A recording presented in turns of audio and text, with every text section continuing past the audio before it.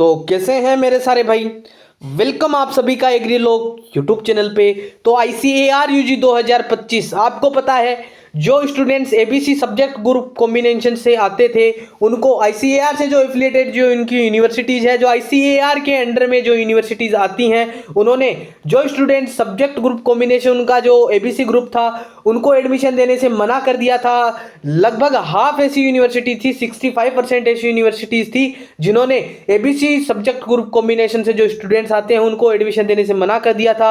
लेकिन लगातार स्टूडेंट्स ने इस चीज़ का विरोध किया, उन्होंने प्रोटेस्ट किया। बहुत सारे ऐसे नेता मंत्री हैं जिन्होंने भी हमारा सपोर्ट किया और हमने सबने मिलके एकजुट होकर ये काम किया और उनके कानों तक ये बात पहुंचाई, प्रोटेस्ट किया। तो फाइनली हमें हमारा हक मिल चुका है। अभी तक आपका काउंसलिंग ब्राउज़र वापस से आपका नहीं रिलीज हुआ है, लेकिन उसको भी अपग्रेड करने में ICAR लगा है, वो भी अपडेट हो रहा है। जल्दी ही आपको नया ब्राउज़र आपको देखने को मिलेगा। और ICAR ने ये बोला है कि 6-7 ऐसी यूनिवर्सिटीज़ हैं जो अभी भी आपको सब्जेक्ट जो ABC वाले स्टूडेंट्स हैं उनको एडमिशन नहीं दिया। लेकिन पिछली बार तो 13 ऐसी यूनिवर्सिटीज़ थी जो ABC सब्जेक्ट ग्रुप कॉम्बिनेशन जो स्टूडेंट्स आते हैं उनको एडमिशन नहीं दिया था। इस बार 5-6 ही ऐसी यूनिवर्सिटीज़ हैं जो आपको एडमिशन नहीं दे रही। लेकिन आप अब ये बोलोगे कि पिछली बार तो सर 13 यूनिवर्सिटीज़ थी तो उन्होंने एडमिशन नहीं दिया, और इस बार जो 6-7 यूनिवर्सिटीज़ हैं उन्होंने ही अपना एडमिशन है जो कैंसिल किया, और तो सारी यूनिवर्सिटीज़ एडमिशन दे रही हैं। तो इसका रैंक पर हमारा फ़र्क पड़ेगा, और रैंक हमारी जैसे मतलब कि जो स्टूडेंट्स के बहुत ज़्यादा हाई रैंक हो उनको भी एडमिशन मिल जाएगा, तो ऐसा नहीं होने वाला है। पिछली बार मैं आपको बता दूं कि आपके जो IARI के हब्स थे वो भी थे, लेकिन इस बार आपके IARI के हब्स वो भी नहीं है। तो इस हिसाब से आपकी जो रैंक है वो जहाँ तक हो सके 100-200 का आपका फ़र्क देखने को मिल सकता है, 300 रैंक को आपको फ़र्क देखने को मिल सकता है। इससे ज़्यादा आपको डिफरेंस देखने को नहीं मिलेगा। आज की इस वीडियो में अपने कंप्लीट बात करने वाले हैं कि ICAR UG 2025 डिफरेंट कोर्सेज के लिए एग्रीकल्चर में sericulture, BSc agriculture, BSc horticulture, forestry, जितने भी आपके फिशरी साइंस, जितने भी आपके कोर्सेज चलते हैं उनके अंदर कोर्स वाइज और कैटेगरी वाइज क्या आपकी सेफ रैंक है, कंप्लीट इस वीडियो में बात करने वाले हैं। अगर आप इस चैनल पे नए हैं तो चैनल को जरूर से सब्सक्राइब कर दो, क्योंकि आगे होने वाली जो फर्दर अपडेट आपको इसी चैनल पे मिलने वाली है। अगर आपका भाई कोई ऐसा हो जो रैंक को लेकर परेशान हो तो उस तक ये वीडियो जरूर से शेयर कर दो। उससे पहले मैं आपको कुछ बातें बता देता हूं कि जो स्टूडेंट्स PCB और PCM सब्जेक्ट ग्रुप कॉम्बिनेशन से आते हैं उनका ये कहना है कि हमारे साथ में गलत हुआ है। आपने तब तो नहीं बोला जब हमारी रैंक जो परसेंटाइल बेस पे ना बनकर हमारी रैंक जो है मार्क्स के बेसिस पे बनी थी। तो मेरे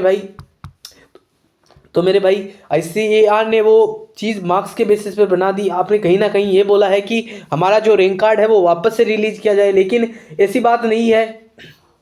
कोई हम पॉलिटिक्स नहीं है, जो पॉलिटिशियन नहीं है जो हम एक तरफा जो ABC वालों को ले लेंगे, PCB वालों को छोड़ दिया, तो ऐसा कुछ नहीं है मेरे भाई। जिसका जो हक है वो उसको मिलना चाहिए। परसेंटाइल बेस पे भी आपको मैं बता दूं क्या होता था कि परसेंटाइल बेस में जिसके फिजिक्स केमिस्ट्री होगी, जिस बायोलॉजी होगी, तो एक सब्जेक्ट जैसे मतलब 2 सब्जेक्ट आपके ऐसे हो गए जिनमें आपकी जो मार्क्स हैं वो अच्छे हैं, और एक सब्जेक्ट ऐसा हो गया जिसके अंदर आपका जो मार्क्स है बहुत ज़्यादा लो चले गए। तो आपकी 2 ऐसे सब्जेक्ट हैं जिनके अंदर आपकी अच्छी परसेंटाइल बन रही है, लेकिन ये जो एक सब्जेक्ट है इसके अंदर आपकी बहुत ज़्यादा कम रैंक बन गई।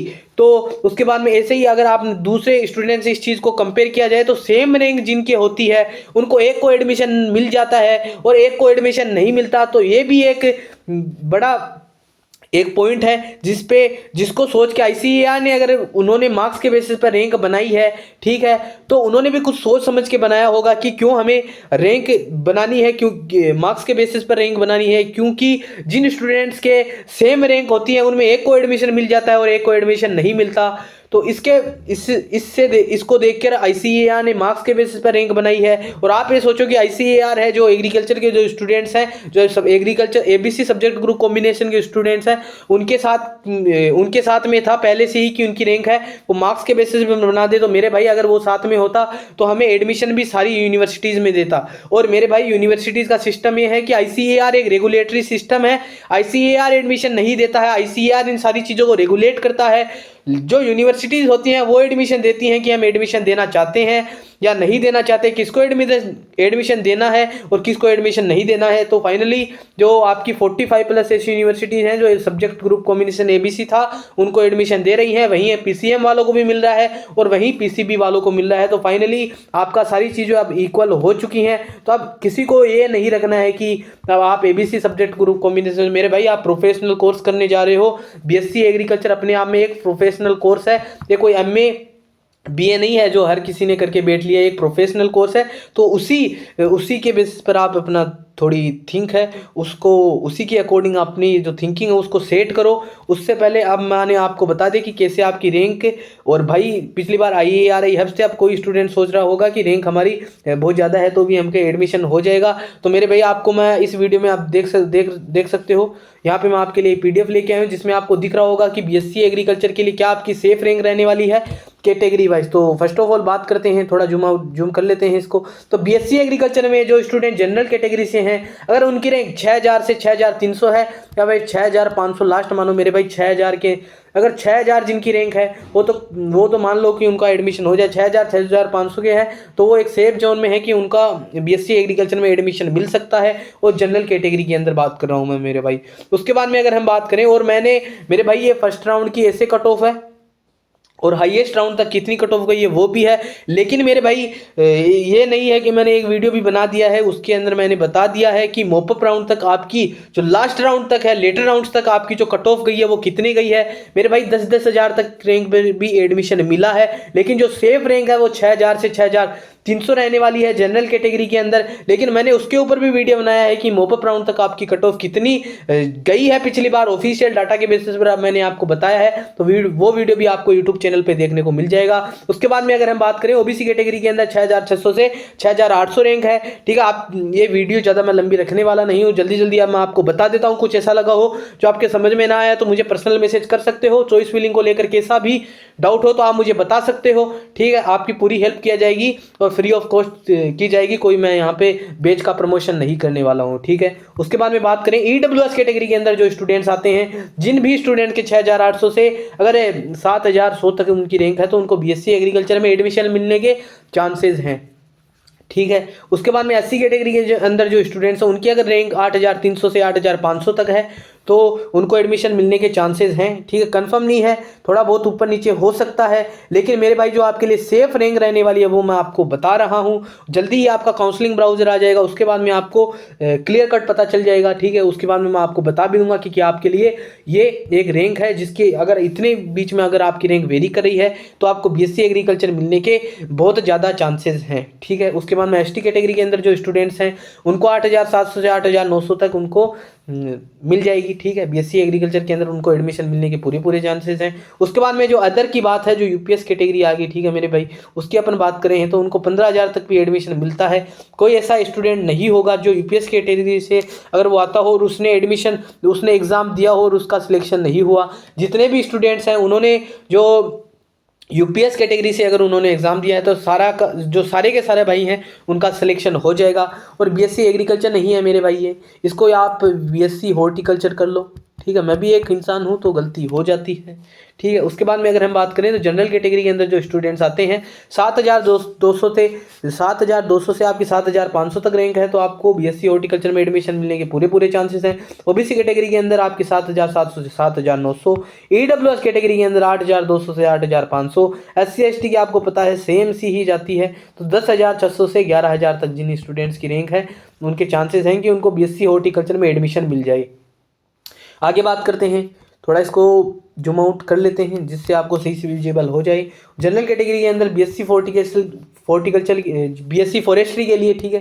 बीएससी हॉर्टिकल्चर यार मेरे भाई थोड़ा मिस्टेक हो रहा है, बीएससी फॉरेस्ट्री के लिए तो जनरल कैटेगरी के अंदर जो स्टूडेंट्स अगर उनकी रैंक 7800 से 8000 तक उनकी रैंक है तो उनको एडमिशन मिलने के चांसेस है। ओबीसी कैटेगरी के अंदर 8300 से 8500, ईडब्ल्यूएस के अंदर 8700 से 9000, एससी के अंदर 11500 से 12000, एसटी के अंदर 12500 से 13000। उसके बाद में बीएससी जो नेचुरल फार्मिंग है थोड़ा डिमांडिंग कोर्स नहीं है मेरे भाई। और आपको मैं अगर डिमांडिंग कोर्स की बात करूं तो मेरे भाई आपकी रैंक अगर आपकी रैंक मेरे भाई आप सुनो, बहुत सारे ऐसे स्टूडेंट्स हैं जिनको टॉप यूनिवर्सिटी में एडमिशन नहीं मिल रहा, ठीक है। लेकिन उनकी इतनी रैंक है कि उनको जैसे मतलब कि उनको बीएससी एग्रीकल्चर में एडमिशन लेना है, तो उनको क्या, जो जितनी उनकी रैंक आ रही है तो उसके बेसिस पर उनको टॉप यूनिवर्सिटीज़ में बीएससी एग्रीकल्चर में एडमिशन नहीं मिल रहा है।